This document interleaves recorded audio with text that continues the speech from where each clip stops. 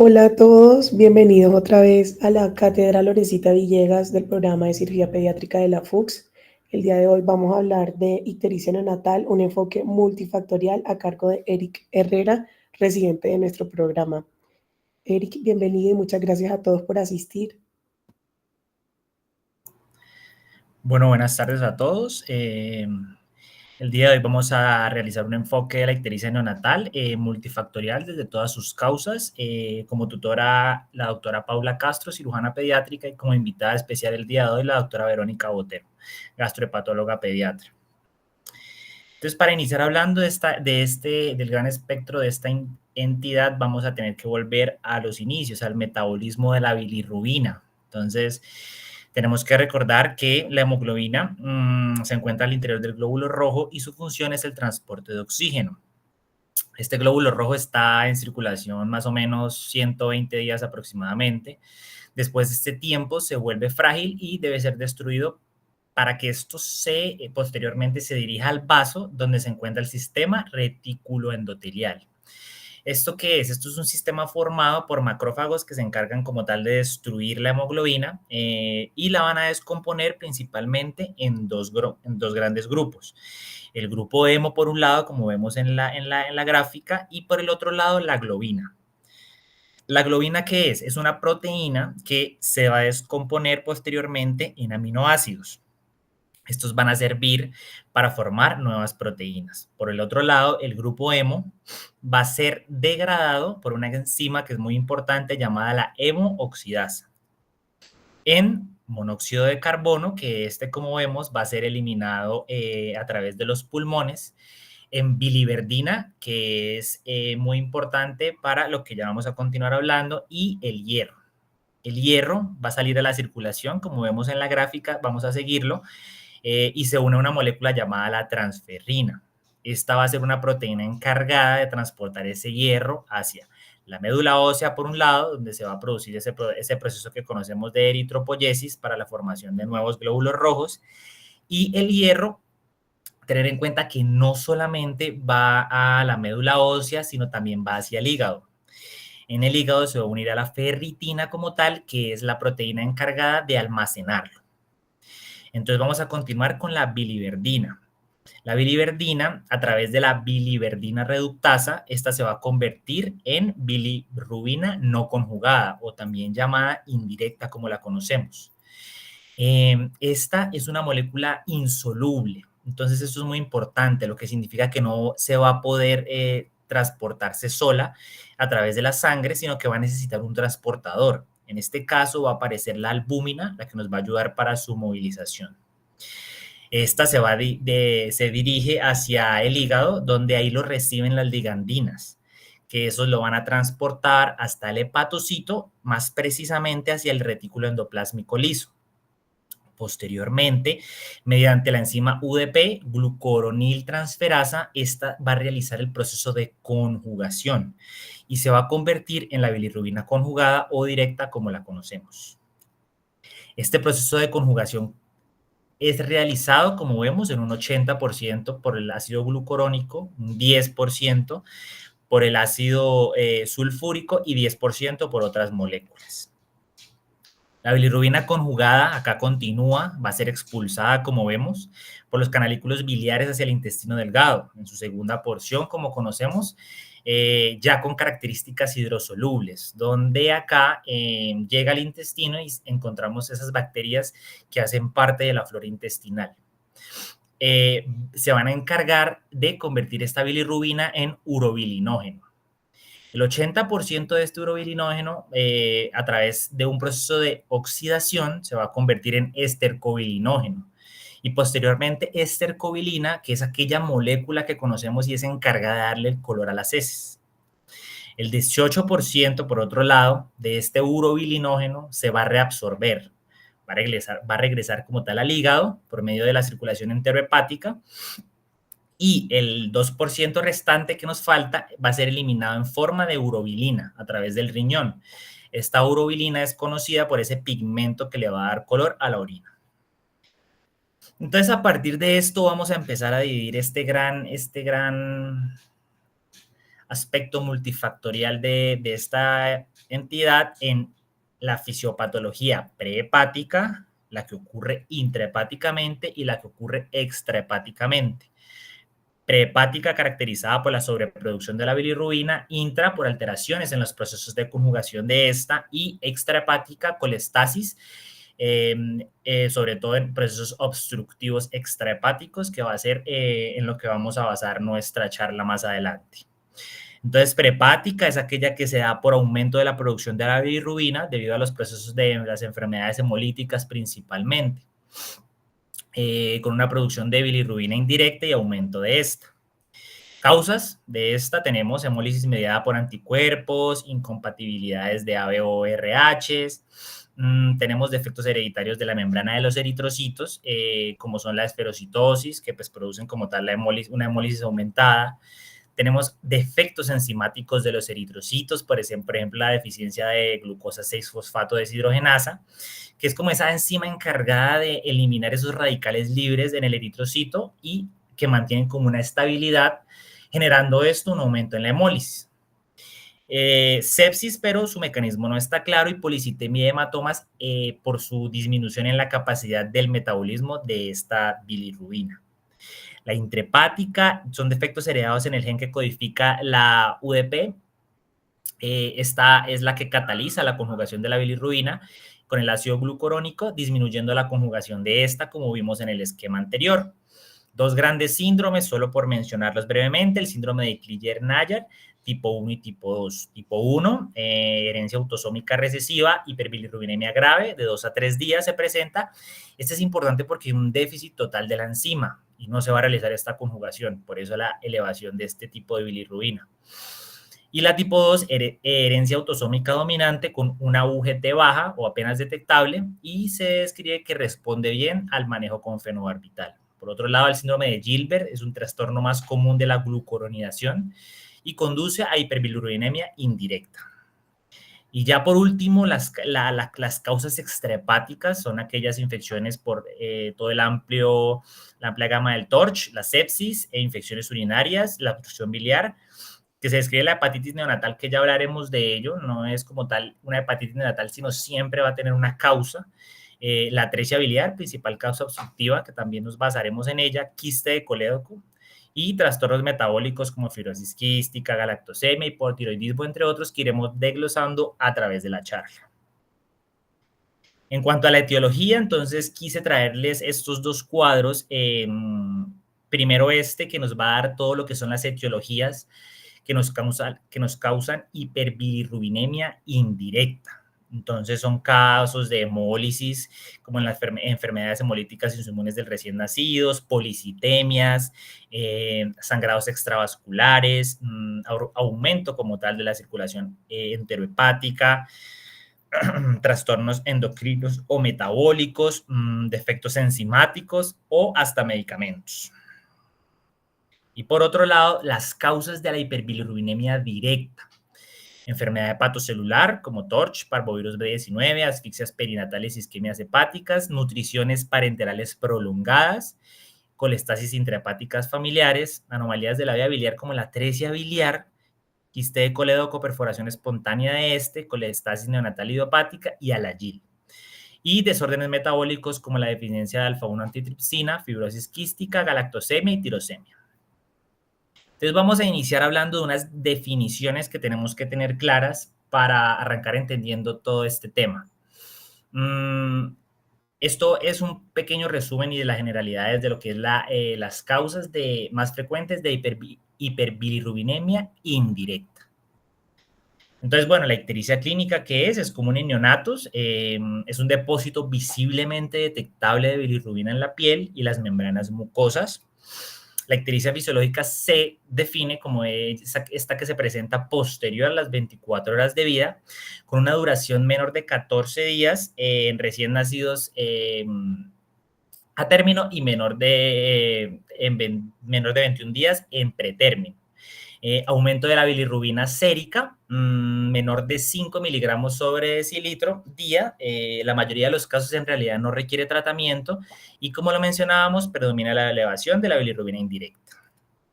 La ictericia patológica se define, aquella que aparece en las primeras 24 horas de vida, aquella que dura más allá de los 14 días en los recién nacidos a término y más de 21 días en los recién nacidos pretérmino. Esta se describe como un aumento de la bilirrubina sérica mayor de 5 y predomina en este caso la elevación de la bilirrubina directa.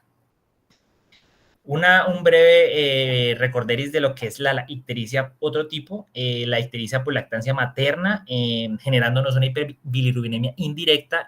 Un tercio de los bebés con lactancia materna tienen ictericia fisiológica que persiste más allá de las 2 semanas. Va a ocurrir después del tercer día de vida, alcanzando su punto máximo alrededor del sexto al 14 y disminuye en los siguientes 3 meses. En realidad, la causa de esto no se comprende del todo. Se han descrito que la beta-glucuronidasa va a descomponer la bilirrubina conjugada y forma más bilirrubina no conjugada, aumentando así su circulación enterohepática. Es autolimitada, no siempre requiere tratamiento y no se recomienda interrumpir la lactancia materna de manera rutinaria por presentar ictericia. Es importante tener en cuenta la edad gestacional en este tipo de ictericia porque es un predictor debido a la maduración, al tipo de maduración de las enzimas hepáticas. En los a término presenta hasta un 84%, el punto máximo entre los 3 a los 5 días con media de 6. Se puede presentar como ictericia moderada, definiéndose como mayor de 12, 12% por lactancia materna y 4% solo por fórmula. En los pretérminos un 80%, pero se describe que casi todos los recién nacidos con bajo peso al nacer y muy bajo peso al nacer desarrollan esta ictericia. Punto máximo de 5 a 7 días y en estos prematuros hay mayor riesgo de kernicterus, de la encefalopatía, por lo cual va a requerir tratamiento más agresivo. En cuanto a la clínica y el diagnóstico, tener en cuenta que tenemos que tener una historia prenatal materna completa. Esto nos puede sugerir varios escenarios o sospechas diagnósticas, como son los tipos de sangre, las incompatibilidades de RH, que nos pueden crear potenciales de incompatibilidad. En cuanto a la clínica, debemos iniciar valorando coloración amarillenta en piel y escleras. Tenemos que tener en cuenta que esta se hace visible con bilirrubinas de 5 a 7, aparece en progresión cefalocaudal a medida que van aumentando estos niveles de la bilirrubina. Las palmas y las plantas de los pies son las últimas zonas afectadas, por lo cual esto nos va como sugerir niveles más altos de la bilirrubina. Y esto que me parece importante, que se describe como la ictericia escleral, es un término incorrecto, ya que se describe que esta se acumula es principalmente en las conjuntivas.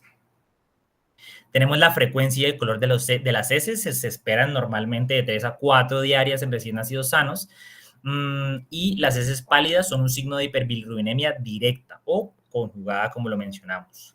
La frecuencia y el color de la orina se esperan de 4 a 6 en niños sanos y bien hidratados. Orinas más oscuras son signos de hiperbilirrubinemia directa. Y debemos tener mucha atención en esos niños que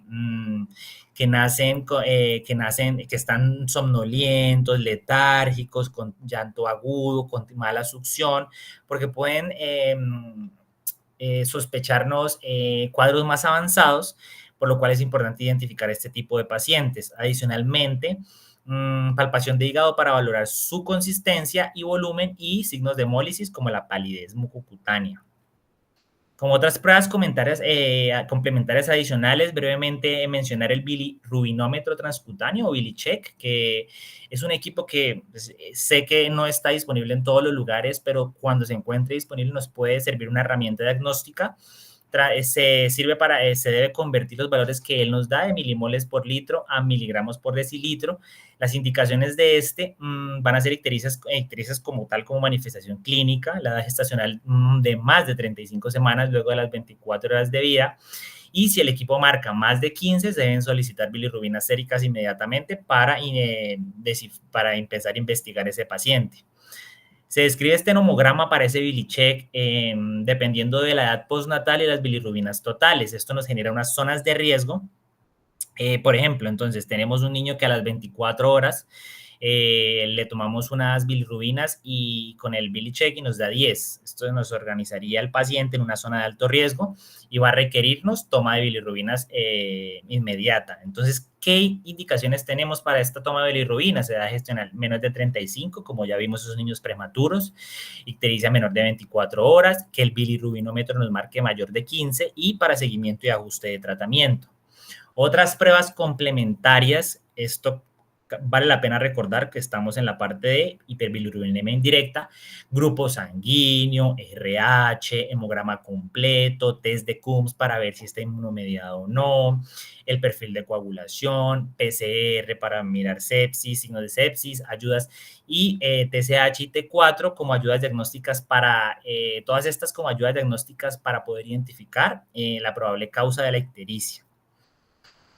Entonces, como un resumen de este enfoque de la hiperbilirrubinemia indirecta, entonces tenemos que identificar esos recién nacidos que tienen mayor probabilidad de presentar hiperbilirrubinemia, que sean edad gestacional menor de 38, hermano que presentó ictericia y requirió fototerapia, ictericia visible en las primeras 24 horas o intención de ser alimentado exclusivamente con lactancia materna. Entonces, empezamos, decimos, listo, ¿presenta ictericia evidente en las primeras 24 horas de vida? ¿Sí o no? Sí, tenemos que identificar esos pacientes que tienen signos de encefalopatía por su mal pronóstico su difícil diagnóstico en etapas tempranas. Entonces, vemos, si no tiene signos de encefalopatía, vamos a medir bilirrubinas dentro de las siguientes 2 horas. Esto describía en este algoritmo como de acuerdo al nivel de bilirrubinas. Entonces, en la imagen que presento a la izquierda, quería mostrarles, dependiendo de del número de bilirrubinas que encontremos, ellos nos generan como una sugerencia de tratamiento. Posteriormente, de identificar signos de encefalopatía, debemos seguir e iniciar hacia lo que son los diagramas de flujo de fototerapia y exsanguinotransfusión, que pues en esta charla pues no entraremos en ellos. Posteriormente, si tengo ese paciente que no presenta, tengo que igual evaluar, ¿tiene factores de riesgo para hiperbilirrubinemia? Sí, debo valorarlo, debe valorarse nuevamente por profesional de la salud en 48 horas. Y si presenta ictericia visible, debo continuar hacia el manejo de medir bilirrubinas y mirar esta tabla de la izquierda para mirar qué nos sugiere el cuadro. Y si en realidad posteriormente esto no presenta una ictericia visible, debemos continuar con los cuidados habituales del recién nacido y vigilancia. Ya para entrar hablando un poco más de lo que nos compete, vamos a desglosar esta guía de recomendaciones. Fue publicada en el 2018 por la Sociedad Pediátrica de Gastroenterología y Hepatología y Nutrición europea y estadounidense. Ellos hacen énfasis en que el estudio genético hace parte del abordaje de pacientes con colestasis, caracterizado por un palen genético y una secuenciación exómica. Entonces, acá vamos a empezar a enfocar toda esa gran variedad etiológica de lo que es la hiperbilirrubinemia directa. Entonces, colestasis neonatal tiene una incidencia de 1 en 2.500 a 5.000 recién nacidos. Es más su incidencia en niños mayores, pero esto va a ser principalmente por etiologías diferentes. Siempre es patológica, dada por una disfunción hepatobiliar. Su diagnóstico oportuno es importante, ya hablaremos de esto, para un tratamiento exitoso y un pronóstico óptimo. Recordar que la colestasis no es sinónimo de hiperbilirrubinemia. Se sabe que durante la colestasis el flujo normal de estos ácidos y la excreción de la bilirrubina van a estar alterados y frecuentemente relacionados, pero no son sinónimos. Importante. Se debe estudiar a todo recién nacido con ictericia después de la segunda semana de vida y en recién nacidos pretérminos igualmente necesitamos estudios. ¿Cómo la definimos? Disminución en la formación en el flujo de la bilis, que lleva a un acúmulo de sustancias que normalmente son excretadas, como lo vimos, al intestino. Mediante valores la podemos definir bilirrubina directa mayor de 1 miligramo sobre decilitro o un 20% de la total. Tenemos que tener en cuenta que 40% son por causa biliar obstructiva y hasta un 60% a nivel hepatocelular. Estas caracterizadas principalmente por defectos de la membrana, alteraciones metabólicas o alteraciones en la embriogénesis, que ya iremos desglosando. Quise presentarles este cuadro para ver toda esa amplia variedad etiológica que tenemos en estos niños colestásicos, entonces desde infecciones congénitas como todo lo que es el TORCH, el HIV, la sífilis, el parvovirus B19 y el virus de la hepatitis B, infecciones adquiridas como la sepsis, infecciones urinarias, metabolopatías como lo son la galactosemia, la tirosinemia, los trastornos de la síntesis de ácidos biliares y errores innatos del metabolismo. Importante, obstrucción del flujo biliar, como la atresia biliar, que ya hablaremos un poco más de ella, quiste de coledoco, coledocolitiasis y conartritis esclerosante, síndromes genéticos, como principalmente las colestasis intrahepáticas familiares progresivas, el Alagil, el síndrome de Alagil, la fibrosis quística, los defectos de alfa-1 antitripsina y el síndrome de Down. Como endocrinopatías tenemos el hipotiroidismo, el panhipopituitarismo, tenemos medicamentos, importante acá, esos pacientes con nutrición parenteral prolongada y trastornos sistémicos dentro de los que se menciona la falla cardíaca, causadas como tal por esas cardiopatías congénitas que pueden ir asociadas a nuestros pacientes. Entonces, ¿cómo evaluamos a estos pacientes? Una historia clínica completa, indagar si hubo oligoamnios o no. La madre presentó colestasis durante el embarazo, RCU, cuándo fue la primera deposición, antecedentes maternos y la historia prenatal completa, que nos puede sugerir causas. ¿Cuándo inició la ictericia y en qué momento? Recordar que no es lo mismo la ictericia desde el nacimiento que la que empezó después de la tercera semana de vida. Y acá entra a jugar un papel muy importante que es el color de las heces. En 2006 en Taiwán, que es donde se tiene una alta prevalencia de atresia de vías biliares, se describió la carta de color de las heces con unas sensibilidades altas de 89 y una especificidad de 99% para atresia de vías biliares, siendo importante esta la principal causa que se debe descartar. Al examen físico, muy importante tener en cuenta que no solo debemos como centrarnos en el abdomen, sino que también se deben considerar todos esos signos extrahepáticos que pueda presentar el paciente que nos puedan sugerir otras etiologías, como cuáles. Entonces, recordar el estado general. A esos pacientes con atresia biliar generalmente tienen buena apariencia, entonces esto es sobrediagnosticado y se tiende a confundir con ictericias fisiológicas o ictericias por lactancia materna.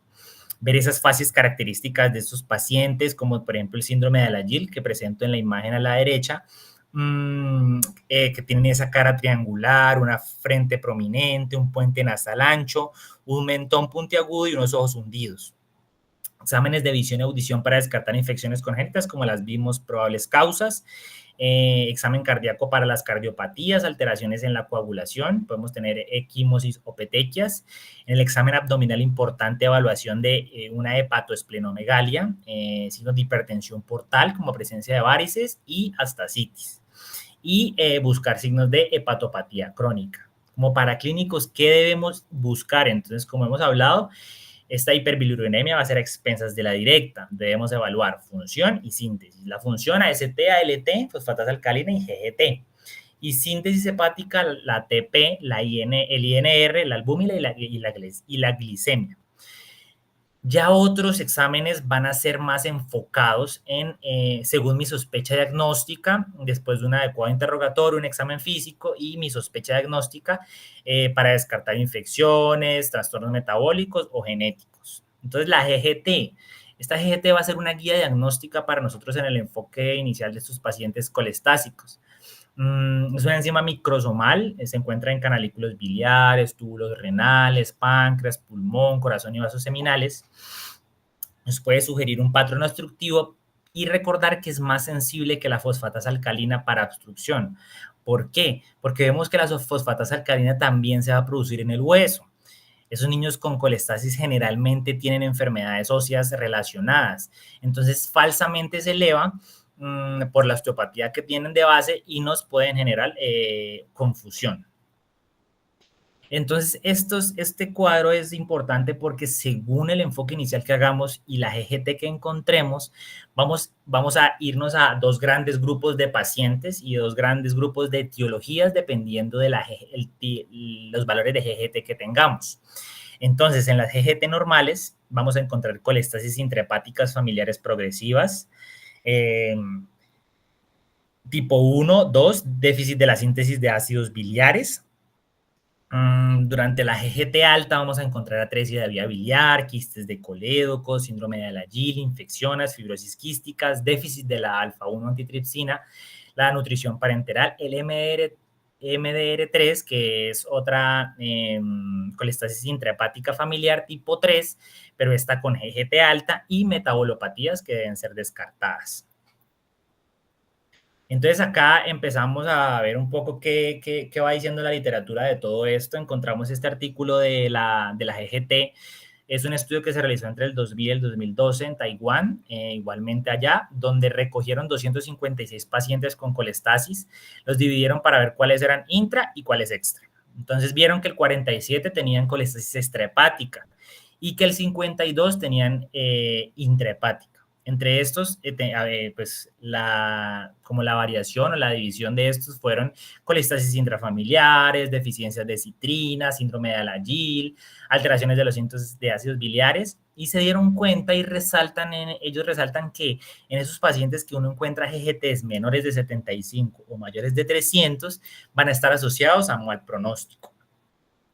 Este es un cuadro que nos divide las principales etiologías dependiendo si es extrahepática o intrahepática. Las extrahepáticas, casi el 50%, dada por atresias de vía biliar, quiste de colédoco y síndrome de bilis espesa. Las intrahepáticas, acá entra el término que mencionamos previamente, la hepatitis neonatal. Entonces, esta hepatitis neonatal, como nos damos cuenta, va a tener causa. Entonces, es un término que no está bien utilizado, siempre va a tener causa. Pueden ser citomegalovirus, infecciones, entre otras. Otros, el 20 al 30%, son las colestasis familiares, las que mencionamos. Pueden ser alteraciones de ácidos biliares, síndrome de Alagille, y esto va a ser muy similar a la epidemiología que manejamos en nuestro medio. Por último, este artículo nos presenta como este algoritmo de manejo dependiendo de los niveles que tengamos. En esos pacientes con GGT menor de 75, como vimos que son asociados a mal pronóstico, debemos llevarlos a biopsia hepática, medición de ácidos biliares en sangre, y vemos si está bajo normal, debemos sospechar trastornos metabólicos. Si está elevado, análisis genético de una. Cuando tenemos GGTs mayores de 300, vamos a tener biopsia hepática, vamos a sospechar Alagille y desórdenes metabólicos y se debe realizar un estudio genético. Y cuando tenemos ese grupo en el medio de 75 a 300, debemos considerar la biopsia hepática. Si tenemos una enfermedad estable en estos pacientes, ¿qué significa enfermedad estable? Es aquella que no han habido signos de cirrosis hepática, insuficiencia hepática, enfermedad progresiva, no hay antecedentes familiares positivos o enfermedades hereditarias. Entonces, vamos hacia la recuperación y se hace un seguimiento por 3 meses. Si persiste la enfermedad, se debe hacer estudio y análisis metabólicos para buscar la causa. En cuanto a las imágenes, tenemos la ecografía de hígado de vías biliares. Es una imagen, como sabemos, altamente disponible en la mayoría de los centros, tiene un bajo costo, pero tiene el problema de que es operador dependiente. Se describe como tal la necesidad de un radiólogo entrenado en identificación de signos tempranos que nos sugieran alteraciones anatómicas de la vía biliar, signos de enfermedad hepática avanzada y anomalías vasculares y osplénicas. Entonces encontré este artículo que nos habla de los hallazgos ecográficos de la colestasis. ¿Qué ver? ¿Qué buscar en estas ecografías? Entonces fue un estudio publicado en el 2019, multicéntrico, varios centros en diferentes ciudades en Italia. Ellos lo que buscaron fue analizar la anatomía normal y posteriormente mostrar los aspectos ecográficos de las principales patologías involucradas en la colestasis. Ellos hablaron principalmente de lo que es quiste de colédoco, atresia de vía biliar, colelitiasis y colangitis esclerosante. Entonces, pues se define primero todo lo que es la anatomía normal, la confluencia de los conductos, las características morfológicas de la vesícula, identificación de lo que son las capas, que que no deben ser superior a 3 milímetros y su contenido debe ser anecoico. Se sugieren las posiciones. Dependiendo de lo que esté buscando en exploración oblicua y longitudinal, esta debe ser debajo del margen costal y cuando necesito exploraciones axiales a nivel del epigastrio. El lóbulo hepático derecho no debe extenderse más de 1 centímetro por debajo del margen costal y la ecogenicidad homogénea con una visualización clara de la vasculatura venosa portal periférica para valorarlo adecuadamente. Tenemos otros aspectos que debemos valorar. En ocasiones se pueden encontrar variantes congénitas de esta vesícula biliar, como formas septadas, divertículos, posiciones ectópicas de la misma o agenencia o duplicación, como podemos ver en la imagen. Podemos ver dilataciones ductales, deben medirse en esos colédocos mayores de 7 milímetros, se deben estudiar y la vesícula no debe exceder la longitud del riñón adyacente. Entonces, ellos describen las características ecográficas de esas 4 que mencioné, brevemente recordar la clasificación de Todani para el quiste de colédoco, tipo 1, dilatación quística y fusiforme del colédoco, tipo 2, verdadero divertículo del colédoco, tipo 3, coledococele intraduodenal, tipo 4, A y B, A, múltiples quistes intra y extrahepáticos y B, múltiples quistes extrahepáticos. Y el tipo 5, la enfermedad de Carolina. Entonces, ¿qué vamos viendo? Entonces, en la tipo 1 se describe una dilatación fusiforme simple del conducto biliar común, con una ecotextura hepática gruesa secundaria a esa colestasis que tiene nuestro paciente. También tenemos en la tipo 2 una ese colédoco diverticular, la formación anecoica no vascularizada, como vemos en la imagen presentada inferior a la izquierda, señalada con una flecha amarilla. Tenemos la tipo 4A, que es esa dilatación caracterizada por una dilatación múltiple de esta vía biliar intra y extrahepática, señaladas en la imagen superior con unas estrellas blancas. Y en la imagen inferior destaca el signo del punto central, es un signo que se observa en el Doppler color. Esto nos va a describir las radículas portales que van a estar rodeando como tal esos conductos intrahepáticos dilatados, y esto es un signo clásico de la enfermedad de Caracolí o el quiste de colédoco tipo 5. Para hablar de la atresia biliar tenemos 2 muy importantes. Se describe esa vesícula biliar pequeña, atrófica, como con una pared engrosada e irregular, que se define, que ellos la definían como una vesícula biliar hipoplásica o fantasma. Tenemos que es muy importante, el signo del cordón triangular. Es un tejido fibroso, ecogénico, no vascularizado, que va a estar anterior a la vena porta derecha. Vemos como en la imagen lo representan con una línea punteada. Se describe que cuando tenemos grosores de 3.4 milímetros tenemos sensibilidades del 78.2 y una especificidad hasta el 100% con precisiones diagnósticas del 90%. Entonces, pues es importante identificar este signo del cordón triangular. Ya veremos más adelante un poco en su comparación con los otros métodos diagnósticos. También tenemos lo que es el signo de aumento de la resistencia vascular del hígado, presentando una inversión de ese flujo arterial subcapsular, presentando buenas sensibilidades y especificidades. Tener en cuenta, como siempre, esas limitaciones de la ecografía, que necesitan que experticia del radiólogo. En ocasiones no se va a visualizar ese colédoco en lactantes sanos. En algunos casos de colestasis intrahepáticas no se asocian con una reducción importante del flujo biliar y hasta en un 20% de atresia biliar puede mostrar una vesícula biliar normal. La colelitiasis, sensibilidades y especificidades buenas, cálculos biliares hiperecoicos con cono de sombra acústica. Estos se van a mover con el decúbito del paciente y podemos ver también, como vemos a la derecha, un colédoco dilatado y obstruido por un cálculo biliar. ¿Qué más? Tenemos, y como cuarta y última, el artículo presentaba la colangitis neonatal esclerosante. Este examen no se utiliza de rutina ni de inicio para el enfoque de esta patología, pero nos puede evidenciar irregularidades de calibre de los conductos biliares como un diagnóstico diferencial, ya que el diagnóstico definitivo de esta patología se va a dar con colangiografía, que esta nos va a permitir ver el árbol biliar irregular, delgado y poco ramificado. Para continuar hablando con el diagnóstico por imágenes, tenemos la gammagrafía hepatobiliar. Esta gammagrafía hepatobiliar no de rutina o de elección para estos pacientes colestásicos, pero permite ver la viabilidad de la vía biliar. tiene una baja especificidad de 68 a 72 para atresia de vías biliares, porque va a estar alterada por la inmadurez hepática, estos niños más pequeños. También se describe en esta imagen diagnóstica la necesidad de tener un proceso de preparación con fenobarbital durante 5 días previos al procedimiento, por lo cual nos va a retrasar el diagnóstico y, por lo tanto, la instauración de un manejo. La colangioresonancia es una imagen diagnóstica que empieza a tener más uso, nos va a permitir ver la anatomía y la permeabilidad. Se ha visto utilidad en atresia de vía biliar y en quiste de colédoco. Es no invasiva, pero aunque es no invasiva, se describe que puede ser difícil de interpretar debido al pequeño tamaño de estos conductos biliares y como tal los artefactos que se van a formar resultantes de la respiración rápida en los niños más pequeños. En algunos reportes se ha visto sensibilidades y especificidades altas. Entonces, revisamos un poco y nos encontramos con este artículo.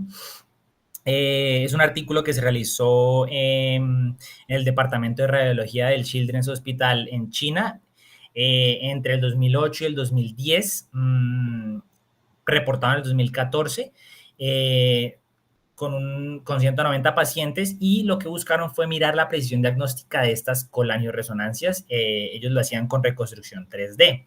Entonces, ¿qué vieron? De esos 190 pacientes,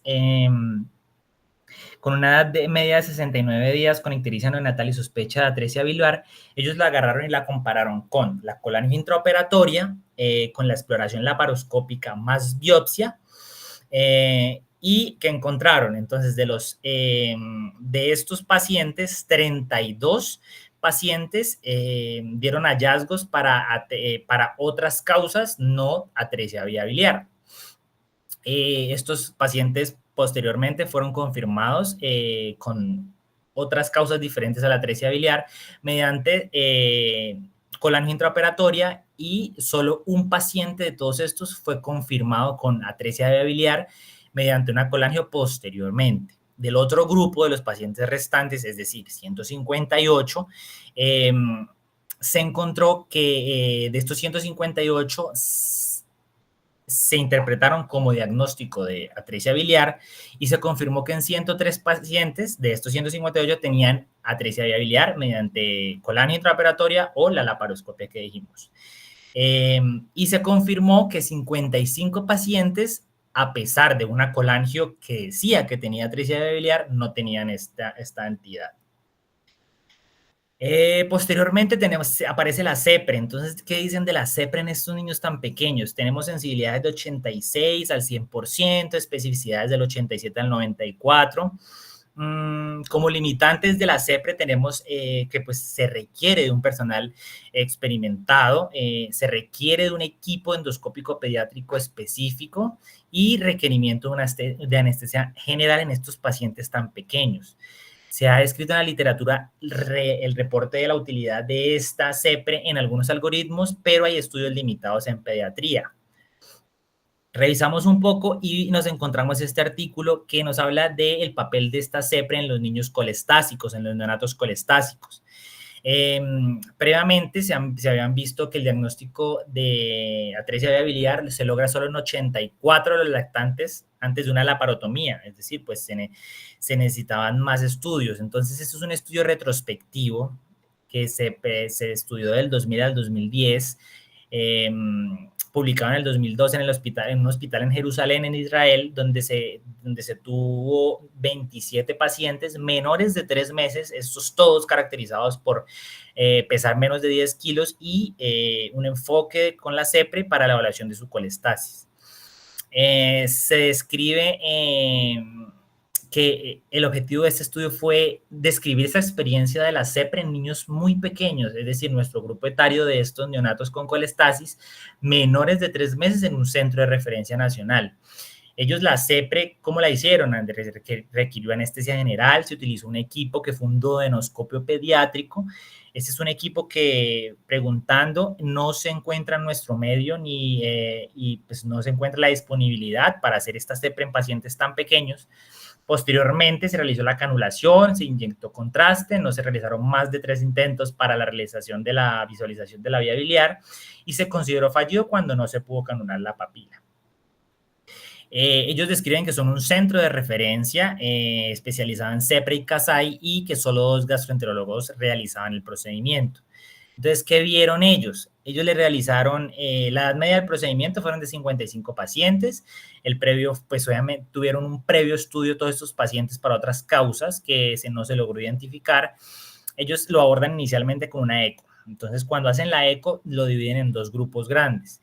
Aquellos que no se tiene sospecha de atresia vía biliar y aquellos que sí hay una alta sospecha de atresia vía biliar. En los que no se tenía sospecha, se dividieron en 2 grupos, 3 para cálculos biliares, de los cuales una CEPRE con cálculos, 2 fueron fallidas, pero que terminaron con otros métodos diagnósticos en cálculos. De este grupo, 3 con dilatación de la vía biliar, importante, la CEPRE identificó 2 con cálculos y 1 con un quiste de colédoco. Por el otro lado, tenemos el grupo de los 21 pacientes que tenían alta sospecha de atresia vía biliar. Entonces, esta nos dio 3 subgrupos, disculpe. Nos dio 3 subgrupos de los cuales hablaban de una vesícula pequeña cuando no había vesícula y de una ecografía normal. En el grupo de la vesícula pequeña, que fueron 4, la CEPRE dio el diagnóstico de atresia biliar en 3 y 1 se dio para hepatitis neonatal, que como ya vimos, tenían otras causas posteriormente. En el que se encontró ausencia de la vía biliar, directamente se hizo el diagnóstico ausencia de la vesícula biliar, se hizo el diagnóstico de la atresia de vía biliar y también se describió un grupo grande que fue el grupo de los que tenían eco normal posteriormente, otra vez. Entonces, estos hallazgos fueron 16 pacientes, de esos 16 pacientes, 1 con vesícula pequeña, terminó en diagnóstico de atresia vía biliar, 8 tuvieron vesícula normal, pero con una obliteración como tal de ese conducto biliar común, y se vio permeabilidad de los conductos proximales, que se diagnosticó como una atresia tipo 1. 3 fueron fallidas, de las cuales con el diagnóstico final se dieron 2 de atresia y 1 de ductopenia, y 4 fueron CEPRES normales, de las cuales 3 fueron hepatitis neonatales y una fibrosis hepática congénita. La CEPRE indicó el diagnóstico de atresia vía biliar en 13 pacientes y 2 fueron diagnosticados por colangioresonancia posteriormente a una CEPRE fallida. Entonces, acá quería mostrar las conclusiones de ellos. Dicen que la CEPRE es factible en lactantes sin complicaciones importantes, pero ya vimos todas las limitaciones que tiene. Debe utilizarse en colestasis infantil cuando hay discordancia, entre la ecografía y las características clínicas o en que la CEPRE pueda tener un uso terapéutico. Ellos dicen que bajo estas condiciones, la CEPRE impidió la laparotomía exploratoria solo en el 19% de los casos. Entonces, viendo este rendimiento y junto a todas las otras limitaciones, no es un examen que se utilice muy frecuentemente y que pues se requieren más estudios. Sin embargo, recordar que este estudio fue en pacientes menores de 3 meses. En cuanto a la biopsia hepática, es piedra angular del diagnóstico de neonatos con ictericia colestásica. Se describe interpretación por patólogo experimentado con tasas de 90-95% de precisión y va a disminuir lo que son las cirugías innecesarias en pacientes con enfermedad intrahepática. Las características histológicas de la atresia vía biliar, tenemos la proliferación ductal, los tapones de bilis, la fibrosis como tal perilobular o portal. Otros hallazgos que nos sugieren otras patologías, tenemos la ductopenia presente en Alagille, el síndrome de Alagille, la transformación gigantocelular que nos iba más hacia las colestasis genéticas y el infiltrado inflamatorio que nos va hacia más a los procesos inflamatorios infecciosos. Además del diagnóstico, nos permite identificar ese grado de fibrosis y generarnos un pronóstico. Entonces, posteriormente, otro de los métodos es la colangio intraoperatoria. Como hemos visto, la hemos mencionado ya varias veces. Esta, junto a la biopsia, son el gol estándar para la atresia vía biliar.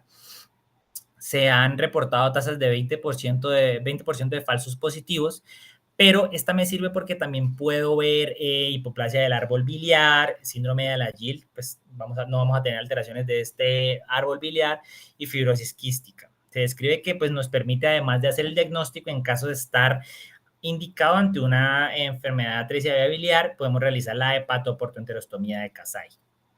Entonces, buscando un poco en la literatura, encontramos este artículo. Es una serie de casos publicada en el African Journal of Pediatric Surgery entre el 2013 y el 2015, publicada en el 2016, donde se recolectaron 12 pacientes en 2 centros en Egipto y Arabia Saudita. El objetivo de ellos fue determinar la viabilidad, seguridad y precisión. Ellos lo describían como la colecistocolangiografía guiada por la paroscopia en el diagnóstico de la atresia de vía biliar. Entonces, ¿ellos qué encontraron? Tenían 12 pacientes con edades de 7 a 98 días.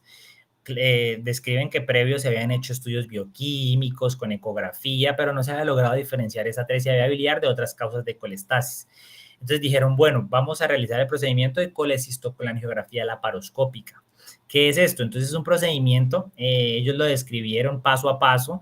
Se utilizó un neumo de 6 a 8, se ingresó el trócalo umbilical, cámara de 30, trócares de 5, y separaron, pues dependiendo de esos hallazgos, iniciaron. Entonces, en aquellos donde la vesícula estaba atrésica, el hígado presentaba aspecto marrón, pálido, verdoso, tenía rugosidades irregulares con un borde inferior redondeado, ellos hicieron el diagnóstico y progresaron directamente a la parotomía y cirugía de hepatoportoenterostomía de Kasai.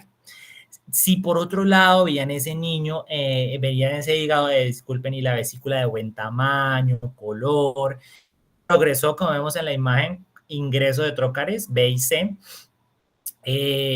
para ver la permeabilidad de la vía intra y extrahepática. Insertaron una cánula de 16 a través de la piel en hipocondrio derecho hasta esa vesícula, como vemos en la segunda imagen. Ahí vemos señalado por una flecha blanca, canulado.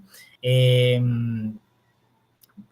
insertó y se inyectó un medio de contraste, como vemos en la tercera imagen, y se tomaron las imágenes. Se definió que el sistema biliar estaba ocluido y no pasaba al medio de contraste.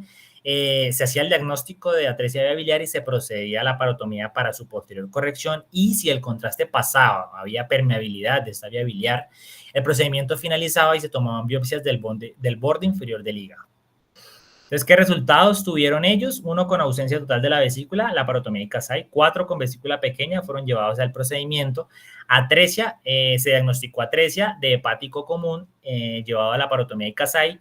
7 con vesícula normal, procedimiento normal, lo cual finalizó el procedimiento y se le realizó una biopsia. De estos pacientes, 5 fueron hepatitis neonatal y 2 como consecuencias de una nutrición parenteral prolongada. No se reportó complicaciones ni mortalidad, y como conclusiones, este procedimiento es una herramienta útil, segura y sencilla para el diagnóstico temprano definitivo de casos dudosos de colestasis neonatal, que evita laparotomías innecesarias en neonatos críticos. Sin embargo, ellos describen como en un apartado que estos pacientes se han visto neumos muy altos, mayores de 10, de 8, que son relacionados con hipoxemia. Por lo tal, recomiendan mantener este neumo en 6 a 8 máximo. Estudios complementarios, tenemos electrolitos en sudor para diagnosticar fibrosis quística, se han descrito falsos positivos en las colestasis intrahepáticas familiares. Alfa-1 antitripsina, como ya lo mencionamos, una de las causas, TSH, T4, TORCH, ácidos biliares en suero y perfiles lipídicos más orientados hacia la sospecha diagnóstica que tengamos. Es importante lo que mencionábamos previamente. En esta imagen de la derecha quise presentarle como las características más frecuentes del síndrome de Alagille, que es otra de las etiologías frecuentes de estas colestasis. Debemos pedir oftalmo para ver si se ve las manifestaciones, que es el embriotoxón posterior, un ecocardiograma para ver estenosis de las ramas pulmonares y tetralogías de Fallot, las vértebras en mariposas para mirar, necesitamos radiografía de vértebras, y los santomas, como vemos en la imagen de piel, que son característicos, más las facies que les mencioné previamente de este síndrome de Alagille. Brevemente mencionar lo de la atresia de vía biliar, que es una causa frecuente de ictericia obstructiva en los primeros 3 meses de vida, con incidencias variables dependiendo de dónde se mida. Vemos las mayores en Taiwán, Se divide en no sindromática con al menos una malformación, pero sin defectos de lateralidad, y sindromática con defectos de lateralidad. La etiología es desconocida. Se describe que de 100% van a morir al segundo año sin casallo o trasplante hepático. Por eso la importancia de una detección precoz, es decir, debemos sospecharlo, diagnosticarlo temprano y realizar la remisión oportuna en caso de que no se cuente con un grupo multidisciplinario que pueda afrontar un paciente de este tipo. Se debe sospechar en recién nacidos a términos mayores de 14 días con ictericia, pretérminos mayor de 21 días. La edad de diagnóstico varía de los 60 a los 120 días de vida. Se presenta con, como mencionábamos, hiperbilirrubinemia a expensas de la directa, elevación de las transaminasas y la GGT, hepatomegalia, acolia y alteración de las pruebas de coagulación. La acolia juega un papel muy importante, ya vamos a verlo, pero recordar que nunca es normal pues tener esas heces pálidas, esas heces blancas. Así solo el niño esté con lactancia materna. Esto pues es una frecuente preocupación de los padres y nos refieren, tenemos que explicarles que no es normal y debemos investigar a estos pacientes. Encontré este artículo donde ellos lo que quieren es buscar cómo comparar esos métodos diagnósticos que tenemos cuando estamos al frente de una colestasis para ver cuáles son atresia y cuáles no son atresia. Fue publicado en 2018, es un estudio analítico de 396 pacientes con colestasis neonatal que ingresaron al departamento de gastropediátrica en el 2007 al 2011. Como criterios de inclusión, utilizaron antecedente ictericia en la infancia sin remisión, acolia, hepatomegalia o cambio de textura en la hepática, el examen físico, y hiperbilirrubinemia directa. ¿Qué vieron entonces ellos?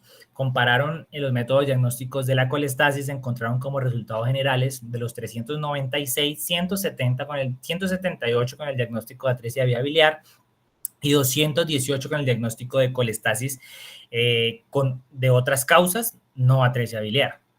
De estos pacientes, 226 casos no presentaban heces pálidas, de los cuales 171, de estos presentaban, 226 presentaban heces pálidas, de los cuales 171 fueron diagnosticados con atresia vía biliar, es decir, un alto porcentaje, y 51 fueron diagnosticados por otras causas. 170 casos, por otro lado, presentaban heces de color normal.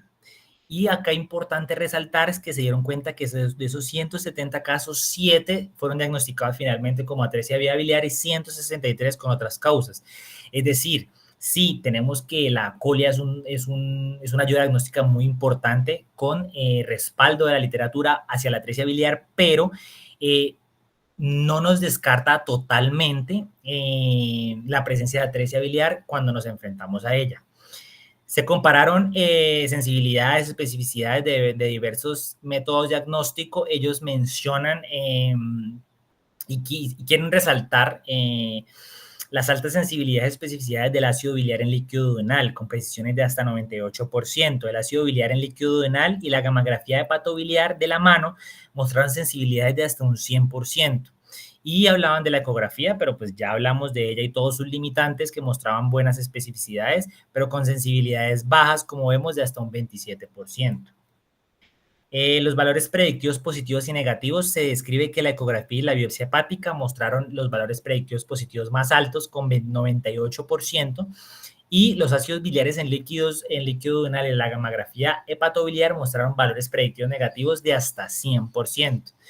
Entonces, esto ellos quieren resaltar ya como conclusión, y me pareció pues interesante que ellos claramente pues es un lugar donde tienen la disponibilidad de hacer pues este método, aunque en nuestro medio no se realiza. Ellos muestran, al compararlo con los otros métodos diagnósticos, sensibilidades muy buenas para el color del drenaje duodenal y los ácidos biliares en drenaje duodenal, al compararlo con otros métodos diagnósticos, que es simple, seguro, rápido y económico. Y me pareció pues que era importante resaltar la existencia de este tipo de diagnósticos que pues probablemente en un futuro estén más disponibles y más a la mano. En cuanto al manejo del Kasai y la hepatoportoenterostomía, va a estar destinada a restablecer este flujo de la bilis. Hay una literatura ampliada, múltiples tasas de supervivencia describen que dependiendo del tiempo de abordaje, Esta guía nos mostraba que en menos de 60 días, 70% restablecerán el flujo y mayor de 90 días, solo un 25%. Esto es importante, aunque hay nueva literatura. Tenemos una charla, invitados todos al canal de YouTube a revisar, de atresia de vías biliares, donde presentábamos un artículo que nos dábamos cuenta que se ha visto que la hepatoportoenterostomía también se puede realizar en ese grupo de pacientes mayores de 90 días de forma segura, que reportaban tasas de supervivencia de hígado nativo a 5 años de hasta el 40%. En esos niños operados con más de 100 días. Esto, como conclusión, lo que quiero como resaltar es que el tiempo con la nueva literatura no debe descalificar a esos pacientes mayores de 90 días para el procedimiento de Kasai, y que debemos individualizar a cada paciente y elegir la mejor conducta a seguir. Y ya para finalizar, vamos a brevemente mencionar todo lo que son las otras causas, esas causas que mencionamos, que también pueden ser causantes de colestasis neonatal. Tenemos el síndrome de Alagille, ya habíamos visto un poco de este. Es un trastorno que se presenta de uno de cada 30,000 nacidos vivos. Es un trastorno multisistémico autosómico dominante, forma más común de las colestasis intrahepáticas familiares, y se diagnostica con sospecha clínica, como vemos acá en la imagen, todas esas características clínicas que vimos, y se confirma el diagnóstico con una secuenciación genética. Quise traerles este cuadro porque pues ellos en el Alagille nos mostraban este cuadro, nos mostraban las afectaciones por sistemas que tiene este síndrome y los porcentajes de presentación. Otras causas: fibrosis quística, se pueden presentar con pruebas hepáticas anormales o debutar como hilio meconial. Ante sospecha se pueden solicitar electrolitos en sudor, y el diagnóstico definitivo se realiza con secuenciación del gen CFTR. Estas las habíamos mencionado también, importantes tenerlas en cuenta dentro de nuestro arsenal diagnóstico. Trastornos monogénicos son trastornos monogénicos no relacionados, las colestasis intrafamiliares progresivas intrahepáticas. Tenemos, como decíamos, los tipos 1 y 3 con elevación significativa de los ácidos biliares. Estas se presentan principalmente la 1 y la 2 con características de GGT normal o baja, y la tipo 3, que la poníamos en el lado derecho del cuadro, podía presentarse con GGT elevadas con presentaciones más tardías. Quise mostrarles este cuadro, que es como un resumen de lo que tienen cada una de estas colestasis intrahepáticas familiares, dependiendo de cómo está la GGT, cómo está la proliferación ductal, cómo está la composición de la bilis, los cromosomas afectados, entre otros, para tenerlos como a la mano y poder sospecharlos en algunos de estos pacientes a los que nos afrontamos colestásicos. Otras causas: la deficiencia de alfa-1 antitripsina es la causa más común de colestasis neonatal hereditaria, de 10 a 15% un cuadro combinado de lesión y obstrucción hepatocelular con elevación de ALT, AST y GGT.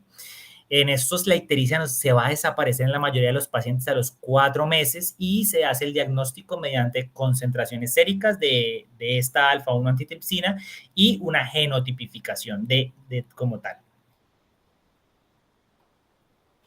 Los trastornos de la síntesis de ácidos biliares son raros en realidad, pero es importante conocer que en muchos casos son formas tratables de colestasis, se presentan con GGT normal o bajo. Los ácidos biliares séricos totales suelen ser bajos. Se realiza un diagnóstico pues relativamente rápido a partir de análisis de ácidos biliares en orinas, y posteriormente, de ser necesario, las técnicas moleculares, el tratamiento con ácido cólico y ácido queno desoxicólico, que son productos finales de la síntesis de ácidos biliares. Los resinatos del metabolismo, como son la galactosemia, recordemos, alteración en el metabolismo de los carbohidratos, la tirosinemia, metabolismo el metabolismo de los aminoácidos, y síndromes como el Neumann-Pick, que son metabolismos de los lípidos. Los enfocamos valorando, dependiendo de la sospecha diagnóstica, con gases, electrolitos, glucosa, amoníaco, entre otras.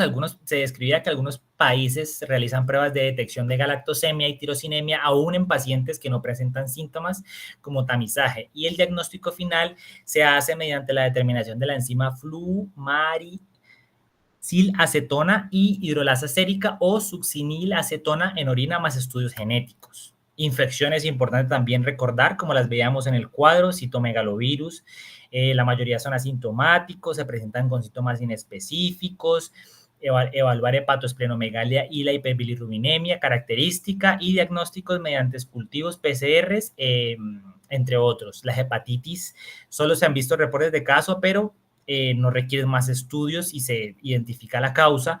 Todo lo que hablamos del TORCH son colestasis neonatales con más coagulopatías y restricción del crecimiento, sospechar y descartar estas entidades. Van de la mano de un adecuado enfoque del paciente con una historia clínica completa y manejo de la mano con ginecobstetricia y otras como sífilis, infecciones urinarias, entre las más frecuentes. Tenemos desórdenes endocrinos de tiroides y los panhipopituitarismos, tiroides, enfermedades de Graves maternas como causas. Se han visto reportes de caso, enfoque desde hormonas tiroideas solicitadas por laboratorio. Los panhipopituitarismos se han visto con elevaciones de bilirrubinas totales y directas. Se manifiestan también con hipoglicemia, incluso shock, por esas insuficiencias suprarrenales que se presentan en estos pacientes.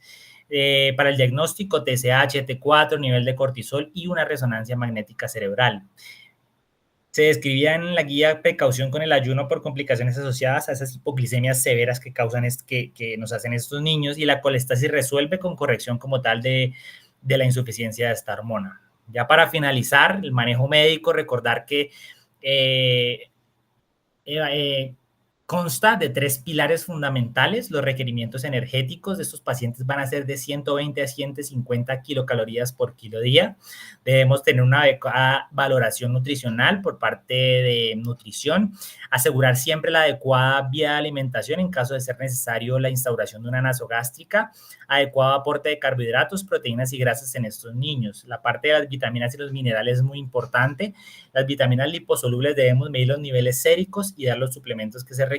Las hidrosolubles 2 veces, van a necesitar estos pacientes 2 veces los requerimientos de un niño sano, por lo cual es importante su reposición. En cuanto a los minerales, es importante asegurar un aporte de minerales. El hierro, solo si tiene deficiencia, ya que recordemos que este hierro es hepatotóxico a largo plazo. Y otros que se deben tener en cuenta, tenemos el calcio, el selenio, el zinc y el fósforo. Y por último, se describe el uso del ácido ursodesoxicólico. Recordar pues que es un ácido biliar secundario sintético. Se han descrito múltiples como mecanismos de acción de este ácido, que nos ayuda a cambiar la composición de la bilis, que nos protege la membrana del hepatocito, que se han visto efectos inmunomoduladores, que puede funcionar como agente de señalización intracelular para favorecer ese flujo de bilis, entre otros. No está indicado en todos los casos y sobre todo no en obstrucciones totales, por ejemplo en la atresia de vía biliar. También tenemos el ácido cólico, que es el ácido biliar primario, que nos ayuda a restablecer ese flujo biliar. Va a estar indicado en alteración de la síntesis de ácidos biliares y nos va a ayudar a restablecer absorción intestinal de grasas y vitaminas liposolubles. Y ya para finalizar, como conclusiones de esta charla, es importante tener en cuenta que existe un amplio espectro de patologías que se manifiestan con colestasis neonatal en esos pacientes a los que nos vemos enfrentados. Tener en cuenta que no todo va a ser atresia de vía biliar. Siempre debemos tener dentro de nuestro arsenal diagnóstico toda esta gama etiológica de entidades que tenemos que conocer. En el abordaje inicial, como vimos, la GGT nos va a trazar un camino o nos va a sugerir algunas patologías por encima que otras y tiene mucha validez. El estudio genético cada vez tiene más peso en el abordaje inicial de estos pacientes, esto claramente dependiendo de la disponibilidad que se tenga. Y recordar que pues uno no sospecha lo que no conoce, por lo cual es importante, pues, y el fin de esta charla, conocer todas esas causas de colestasis, todas esas entidades que debemos sospechar y saber enfocarlas desde la parte inicial. Muchas gracias. Muchas gracias, Eric, por la charla. No sé si alguien tenga alguna pregunta, duda o un comentario al respecto.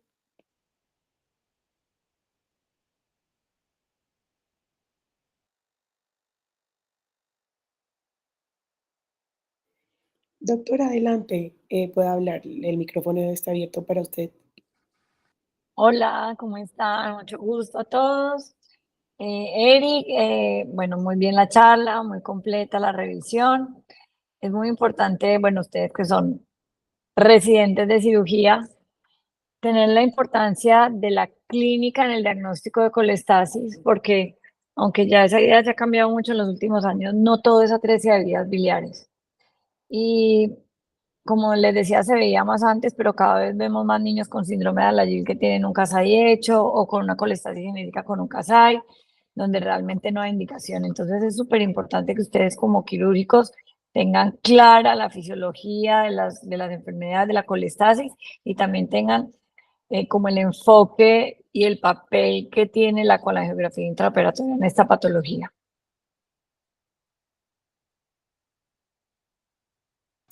Listo, profe, muchísimas gracias. Si hay algún otro comentario, duda o pregunta.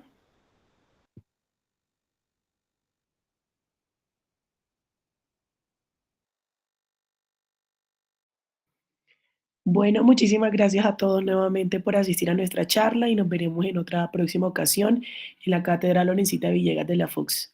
Buen día, hasta luego.